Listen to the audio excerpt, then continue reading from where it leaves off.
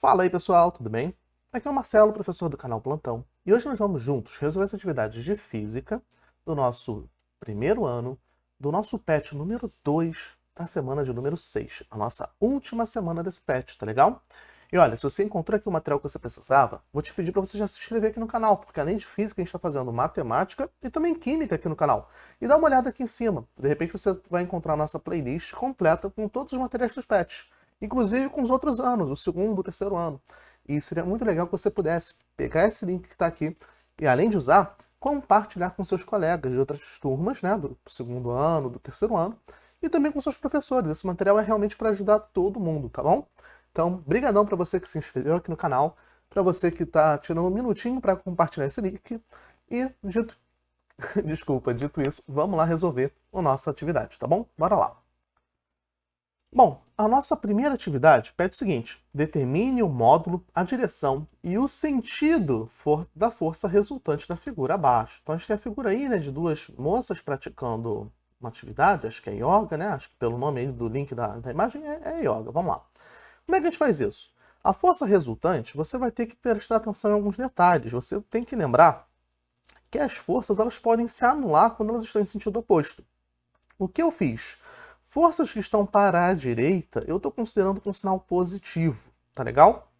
Então eu somei a força de 23, somei essa força de 20 e somei essa força de 15, tá legal? Ok. E aí a gente vai pegar as forças para a esquerda e vai considerá-las com sinal negativo, tá bom? Então menos, aí a força de 15 tem sinal negativo, a força de 17 tem sinal negativo e a força de 30 tem sinal negativo. Fazendo essa continha, a nossa força resultante vai ter um valor de menos 4. Isso indica que sobre o corpo das duas moças juntas, e considerando apenas essas forças, a gente vai ter uma resultante de menos, né, de 4 newtons, né, no sentido da direita para a esquerda. Tá legal? Vamos lá para a nossa atividade 2. Suponha um corpo de massa de 10 kg se deslocando sobre uma superfície horizontal em que atuam duas forças de mesma direção em sentidos opostos, que correspondem a 80 newtons e 20 newtons. Determine a aceleração em que esse objeto se movimenta. Vamos lá. Então está aqui o nosso objeto, né? 10 kg e as forças aplicadas sobre ele. Tem uma força maior, de 80 newtons num sentido, e uma força de 20 se opondo.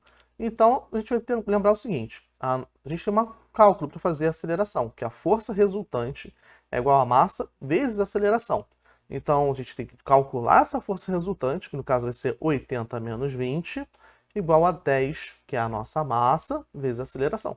Assim, né, 60 igual a 10 vezes A igual a 6 metros por segundo ao quadrado. Tá legal? Vamos lá para a nossa atividade 3. Num cabo de guerra, um garoto e duas garotas puxam a corda para a direita. A força que cada um faz é 70, 40 e 30 newtons. Do outro lado, outros três puxam a corda para a esquerda, com força de 80, 60 e 45. Qual o valor e direção e sentido da força resultante? Vamos lá. As forças para a direita vão somar um total de 140 newtons, né? 70 mais 40 mais 30. E as forças para a esquerda vai ter 80 mais 60 mais 45, dá 185 newtons. Então a nossa força resultante, ela vai ter um valor de 45 para a esquerda, já que é para a esquerda onde tem a maior força, tá legal? Então tá aí a resolução da nossa atividade 3. Vamos para a atividade 4. Considere um bloco de massa de 40 kg. É abandonado do repouso sobre o plano inclinado, representado na figura abaixo. Desenhe na imagem abaixo as forças que atuam no corpo quando se encontra em equilíbrio. Vamos lá. Quando ele está em repouso. Vamos lá. Nós temos o bloco em repouso, então agindo sobre ele a força peso, jogando ele para baixo. Tem uma força normal, né, em relação ao contato dele com essa superfície. E se ele está em repouso, tem um atrito. E no total, a gente poderia dizer aqui que se ele está em repouso, né... E por que eu botei dois traços ali? Sei não, hein? Deixa eu apagar aqui. Se ele está em repouso, quer dizer que essa força resultante total sobre ele, a gente pode vir aqui e dizer, ó, essa força resultante aqui, ela é nula, porque ele está parado. Todo objeto que está parado ou que está em movimento uniformemente variado, sem aceleração, se não tem aceleração, é porque a resultante das forças é nula, tá legal? Letra B. Em movimento acelerado, descendo o plano. Se ele estiver descendo o plano, o que acontece? A gente vai continuar tendo a força-peso, vai continuar tendo a força normal, mas a força atrito ela vai ser menor. Menor, e dessa forma vai haver uma força resultante no sentido do plano para que ele possa descer. Tá legal? Conferindo a ele uma aceleração. Então, nesse caso, a força resultante que vai atuar sobre esse bloco, ela vai ser diferente de zero. Tá bom? Então, o que define praticamente se esse bloco vai descer ou não? São praticamente dois fatores. Primeiro é a inclinação do plano. Se o plano for muito inclinado, é quase impossível esse bloco ficar parado. Outro fator que é fundamental é o atrito. Se esse atrito aqui for muito grande, então a tendência é que esse bloco fique parado. Tá legal? Vamos lá para a nossa última atividade. Não, acho que não é a última não. Acho que esse aqui vai até o 6. Vamos lá. Considerando que as forças que atuam em um corpo podem ser definidas em função das componentes do eixo x e y, determine a aceleração adquirida por uma pessoa de 55 kg ao descer uma montanha, esquiando na neve.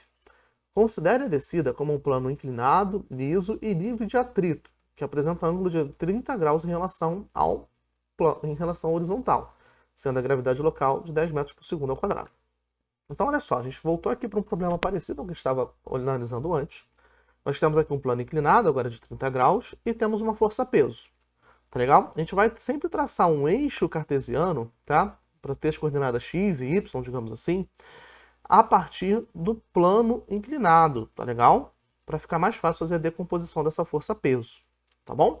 Então, o que acontece? Essa força-peso, ela vai se decompor em dois fatores em relação àquele plano inclinado. Uma força que vai ser anulada pela força normal, que o plano vai fazer, e uma força que ela vai ter sentido horizontal, que é essa força aqui. Essa força aqui, você sempre vai calcular ela como sendo a força original, a força-peso, tá? Essa força aqui é a força-peso, tá legal? Vezes o seno dela, o seno do nosso plano inclinado. Então, o peso vezes o seno de 30 graus vai dar o valor dessa nossa forcinha aqui para baixo, tá legal? Então, a força vai ser massa vezes a aceleração.